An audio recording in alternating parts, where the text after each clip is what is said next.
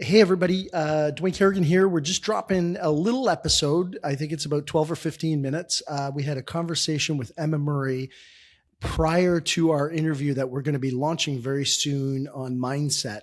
She had spent a couple of days with my wife and I at our house, and we spent the weekend basically doing a personal development seminar with each other. And we ended up getting into this conversation about relationships. And so hopefully this conversation serves you as we roll into Valentine's Day weekend. And, I see this as a newness, almost like a New Year's for your love relationship.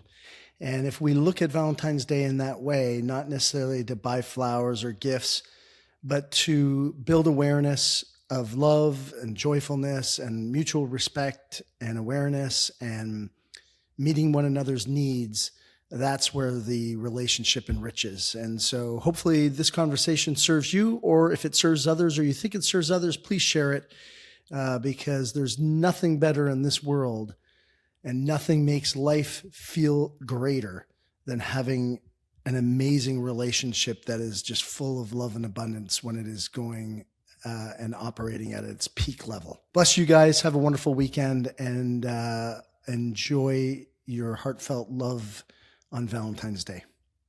And I agree with you 100%. Like with our loved ones and in our intimate relationships or the people we care most about, oftentimes we let out on them because we're holding so much during the day rather than releasing during the day so that there's nothing to release in the evening is, I think, one part of it is for people who find themselves like holding on, whether that's through the human needs or whether through it's like their primary question or whatever, and that they're not truly just living in this joyful state because of, say, a primary question that says, what's wrong with me?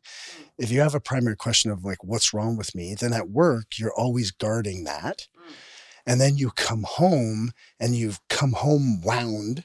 And it's like, there has to be a release of the energy somehow. And then oftentimes, like, rather than going to the gym or running around the block or whatever it is, or hitting the punching bag before you walk in the door, it's like, we have this bent up and then we release it. But then the other part is that, and I think that this is much more of my experience, has been that I didn't hold myself to the same standard inside the intimate relationship as I did in my professional life.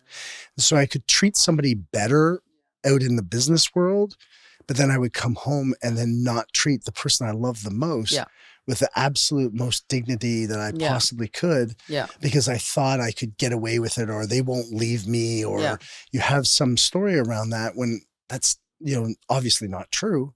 Yeah. And we don't hold ourselves to that standard of behavior. And I think I just had this conversation with somebody. I don't know if it was on the podcast or if it was outside. I believe it was outside, but I said to them, I'm like, I'm constantly aware of my behavior around my interactions with Tennille, not because I'm worried about what she's going to say or worried, but I'm aware from the point of how can I love on her more? How can I meet her needs? Like, where can I, if it's just like seeing something that she's struggling with in the kitchen and then coming over and like, she loves doing the kitchen stuff. Like she loves it.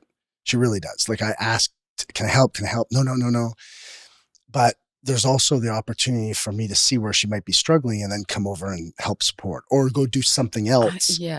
And so I'm from that perspective, that's what I mean by that awareness is like, how do I meet her needs? Yeah. I think that awareness, I think our relationships are very based on just habitual responses. Like it's so habitual for us to snap at that, respond with that, ignore that. Like I just think we get into these patterns and habits and I'm not getting my needs met and they're not getting their needs met. So I habitually respond like that and they habitually respond like that. And it's just this cycle.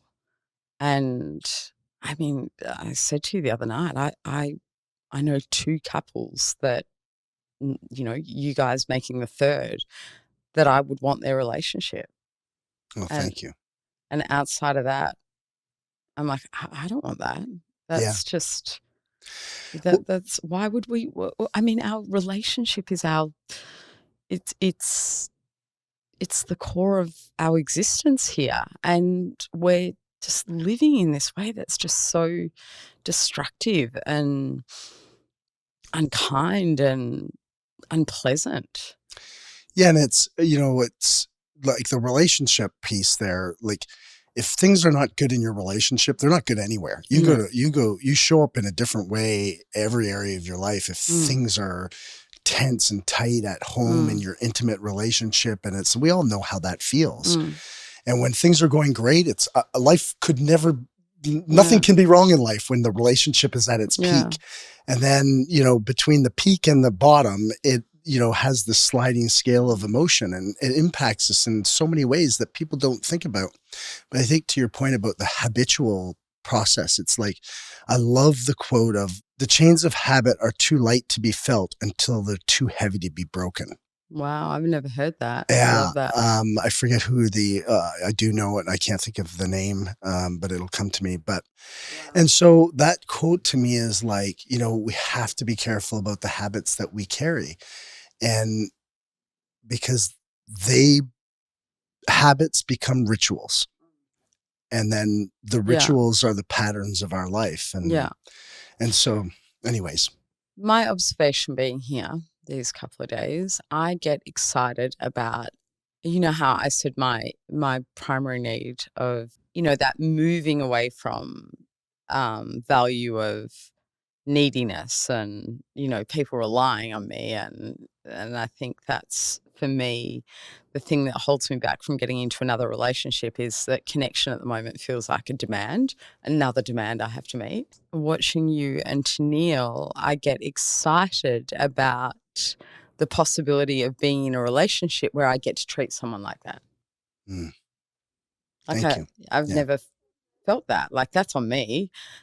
But I'm like, wow, I've never experienced treating someone like I treat people really well. I'm not saying I treat No, people badly, you do. but the excitement of treating your person that you love most with such conscious awareness. I don't think we do that. No, I don't. Yeah, I don't. And I would say this too, like people often ask us like, how'd you guys get to this point, or what could we do? Or, why is our relationship not like that? Or how do I get that? Or, you know, and a lot of times it's like, if you want to get good at something, like with your Mm, mindset, it's like, there's, I forget the book, but 10,000 hours. It takes mm. Yeah, 10,000 yeah, yeah, hours yeah, to yeah, yeah, be, yeah. awesome at something. That's total paraphrase. but, but it's like, what are you reading? What are you digesting? Where your focus goes, energy flows. And so if your focus is on, like, we've read a lot of, like, I don't want to say all the books because we certainly haven't, but we listen to podcasts for relationships. We look for different pieces, and then we found what works for us.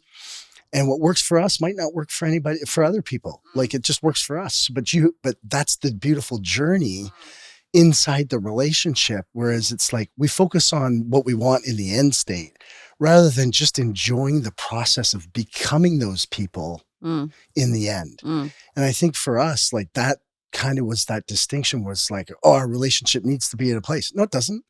It's never going to be in a place. It's always going to be in various places all the time because I might be in a low state. She might be in a low state. There might be something going on in the business. There might be something on with the kids.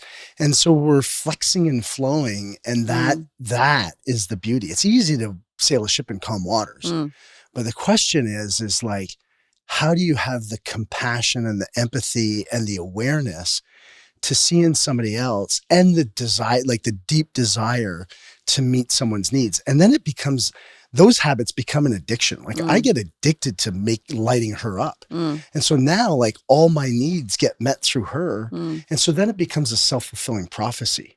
It's we're very cautious of like not doing it with expectation and then having those open conversations. And like I've said on the podcast a million times, like my emotional home's anger. Like that's where I end up going. And so like I'll get amped up, and whether I get to the point where I get pissed off or angry, but even if I just get halfway there, I'll stop and think about, okay, like what's taking me here? What's the story that I'm really telling? It's not what she just did or didn't do or whatever. It's the story inside of me.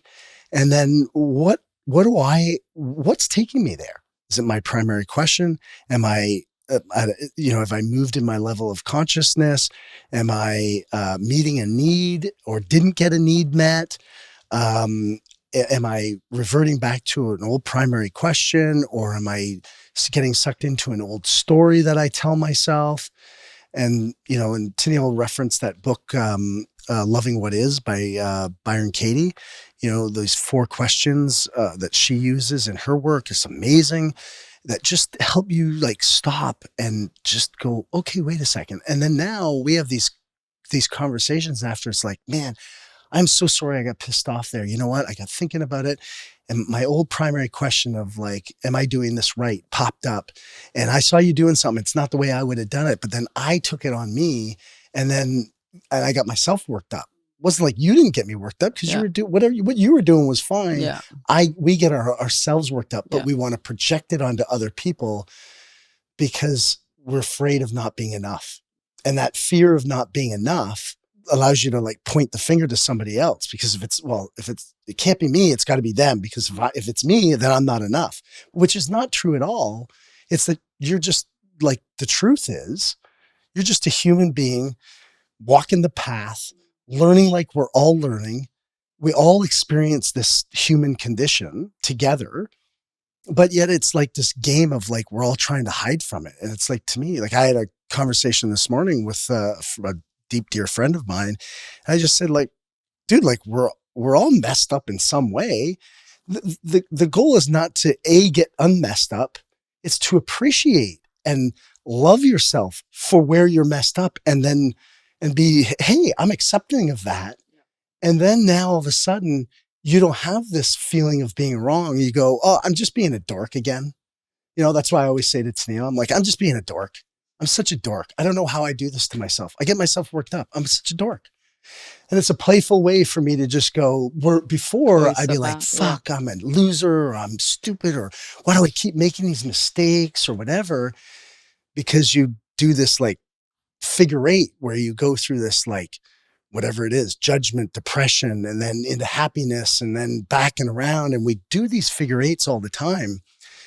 And rather than just giving yourself grace.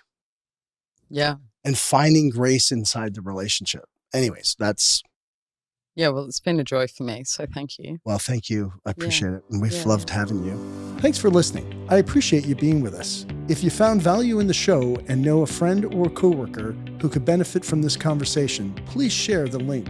Each share creates a ripple effect of knowledge and inspiration. And if this podcast has supported you in any way, please support us by clicking the follow or subscribe button.